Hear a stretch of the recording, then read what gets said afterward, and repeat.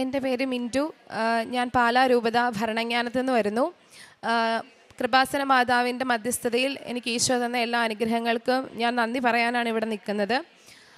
ഞാൻ ഓഗസ്റ്റ് 26, 2024 ആദ്യമായിട്ട് കൃപാസനത്തിൽ വരുന്നതും ഉടമ്പടി എടുക്കുന്നതും. വരുമ്പോൾ ഉള്ള എൻ്റെ നിയോഗം എന്ന് പറയുന്നത് എൻ്റെ ആത്മീയ മേഖലയിലുള്ള ഉണർവ് തന്നെയായിരുന്നു. ഞാൻ മാതാവും ഈശോയുമായിട്ട് വളരെ അടുത്ത് നിൽക്കുന്ന ആളാണെങ്കിൽ കൂടി ആന്തരിക സൗഖ്യധ്യാനങ്ങൾ ഒരുപാട് കൂടിയിട്ടുണ്ട്. പക്ഷേ ഇതെല്ലാം കൂടി കുറച്ച് നാൾ കഴിയുമ്പം ഞാനൊരു പഴയ ജീവിതത്തിലേക്ക് തിരിച്ചു പോകും. അതെനിക്ക് ആത്മീയപരമായി ഭയങ്കര ബുദ്ധിമുട്ടുള്ള കാര്യമായിരുന്നു. അപ്പം ഈശോയുടെ കൂടെ എപ്പോഴും ആയിരിക്കാൻ വേണ്ടിയിട്ടാണ് ഞാനിവിടെ ഉടമ്പടിക്ക് എടുക്കാൻ വേണ്ടി വന്നത് തന്നെ. നിർബന്ധമായിട്ടും ചെയ്യേണ്ട കാര്യമായതുകൊണ്ടും ഉടമ്പടി ലംഘിക്കരുത് എന്നുള്ളത് കൊണ്ടും ഞാൻ എന്തായാലും അത് പാലിക്കേണ്ടി വരും. അപ്പോൾ എനിക്ക് ഈശോയുടെ അടുത്ത് കൂടുതൽ ഇരിക്കാം, അല്ലെങ്കിൽ ഈശോയുമായിട്ടുള്ള അറ്റാച്ച്മെൻറ്റ് എനിക്ക് മിസ്സാവത്തില്ല. ആ ഒരു പർപ്പസിന് വേണ്ടി തന്നെയാണ് ഞാൻ ഈ കൃപാസന മാതാവിൻ്റെ അടുത്ത് വന്നത്.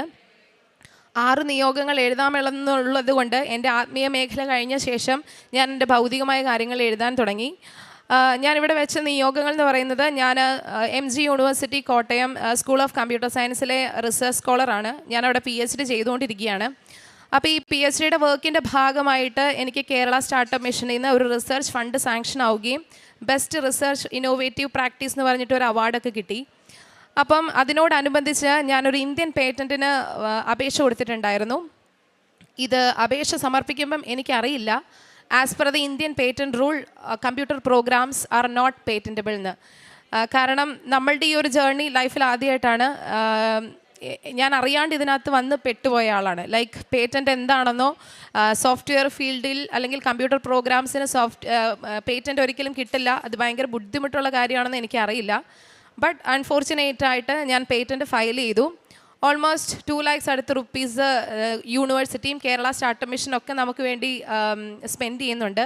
അതല്ലാണ്ട് എൻ്റെ റിസർച്ചിൻ്റെ എല്ലാ എക്സ്പെൻസും കേരള സ്റ്റാർട്ടപ്പ് മിഷനിൽ നിന്ന് എനിക്ക് മീറ്റ് ചെയ്തു. അപ്പം ഇൻ കേസ് ഈ പേറ്റൻറ്റ് കിട്ടിയില്ല എന്നുണ്ടെങ്കിൽ ഞാൻ ഇതിനെല്ലാം ആൻസറബിൾ ആണ്.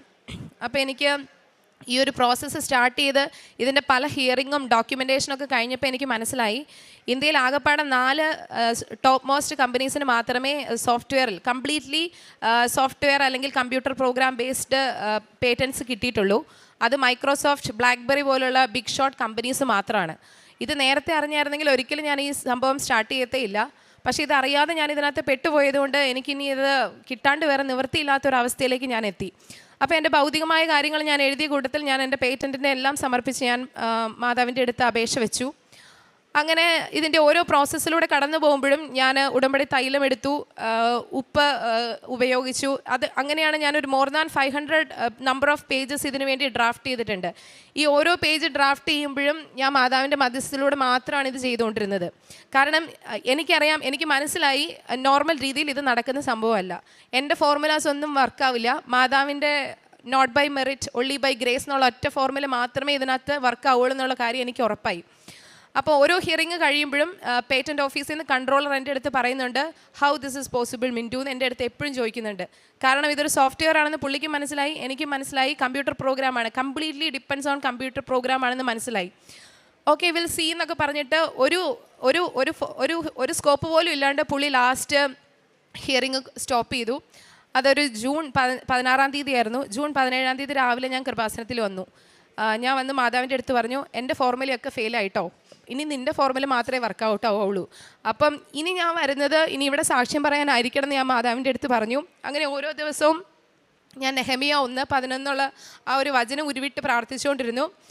കർത്താവേ, ഈ ദാസൻ്റെ മേലും കരുണയായിരിക്കണമേ, ആ മനുഷ്യൻ എന്നോട് കരുണ തോന്നണമേ എന്ന് പറഞ്ഞിട്ടൊരു വാക്യമാണത്. അപ്പോൾ അതിൽ പറയുന്നത്, ഞാൻ ആ കൺട്രോളറെ, ഞങ്ങളുടെ പേറ്റൻറ്റ് ഓഫീസിൽ നിന്നുള്ള കൺട്രോളറിനെ സമർപ്പിച്ച് ഞാനിങ്ങനെ പ്രാർത്ഥിക്കാൻ തുടങ്ങി.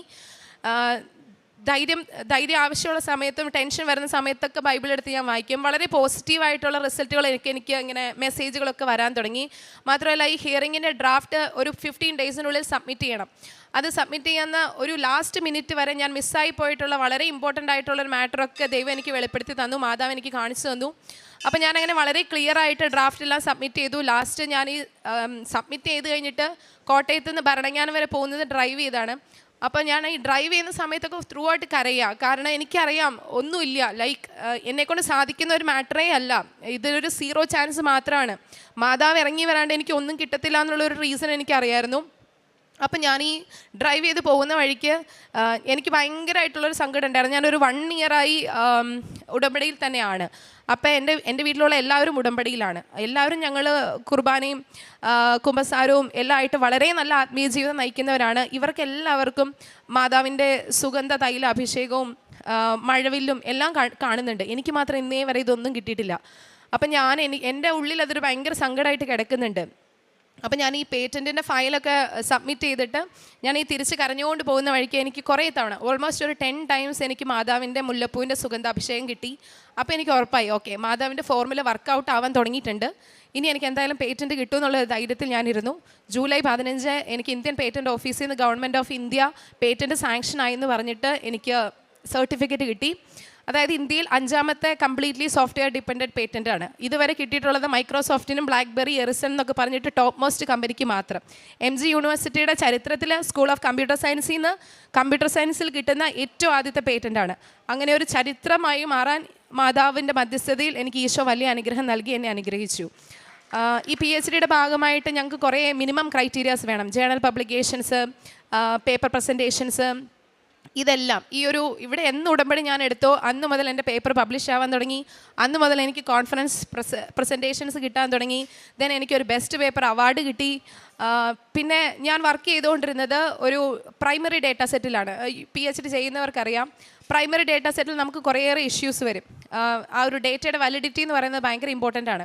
ഞങ്ങളുടെ അവിടെ 25 പേര് റിസർച്ച് ചെയ്യുന്നുണ്ടെങ്കിൽ അതിനകത്ത് 24 പേരും സെക്കൻഡറി ഡേറ്റയിലാണ് ചെയ്യുന്നത്. ഞാൻ ഒരൊറ്റ ആൾ മാത്രമേ പ്രൈമറി ഡേറ്റയിൽ ചെയ്യുന്നുള്ളൂ. എല്ലാവരും സൂപ്പർവൈസ്ഡ് ലേണിങ്ങിലാണ് വർക്ക് ചെയ്യുന്നത്, ഞാൻ മാത്രം അൺസൂപ്പർവൈസ്ഡ് ലേണിങ്ങിലാണ്. അതായിരുന്നു എൻ്റെ ഏറ്റവും വലിയ ടെൻഷൻ. പക്ഷേ ആ ഒരു 2 പോയിന്റിലാണ് എനിക്ക് ഇന്ത്യൻ പേറ്റൻ്റ് സാങ്ഷനായി കിട്ടിയത്. അപ്പോൾ പിന്നെ ഇൻ്റലക്ച്വൽ പ്രോപ്പർട്ടി റൈറ്റ് എന്ന് പറഞ്ഞിട്ട് എനിക്കൊരു സർട്ടിഫിക്കറ്റ് ഒക്കെ കിട്ടി. അതെല്ലാം ഞാൻ എൻ്റെ വീക്ക് പോയിൻ്റ് അല്ലെങ്കിൽ എനിക്കില്ല എന്ന് ഞാൻ വിചാരിച്ചത് എന്താണോ അതിൽ തന്നെ എനിക്ക് നോവൽറ്റി, ഇൻ്റർനാഷണൽ ലെവലിലുള്ള വർക്കുമായിട്ട് കമ്പയർ ചെയ്തിട്ട് നോവൽറ്റി അപ്രൂവ് ചെയ്യുകയും എനിക്കത് സാങ്ഷനായി കിട്ടുകയും ചെയ്തു. മാതാവിൻ്റെ മധ്യസ്ഥതയിൽ എനിക്ക് ഈശോ തന്ന എല്ലാ അനുഗ്രഹങ്ങൾക്കും ഒരുപാട് നന്ദി. എൻ്റെ സാക്ഷ്യം കേൾക്കുന്ന എനിക്ക് നിങ്ങളോട് ഒന്നേ പറയാനുള്ളൂ, നമ്മുടെ ഈശോ ജീവിക്കുന്ന ഈശോയാ. നിങ്ങൾ പ്രാർത്ഥിക്കുകയും യാചിക്കുകയും ചെയ്യുന്ന എല്ലാ കാര്യങ്ങളും ഈശോ കേൾക്കുന്നുണ്ട്, അവൻ അതിന് ഉത്തരം തരും.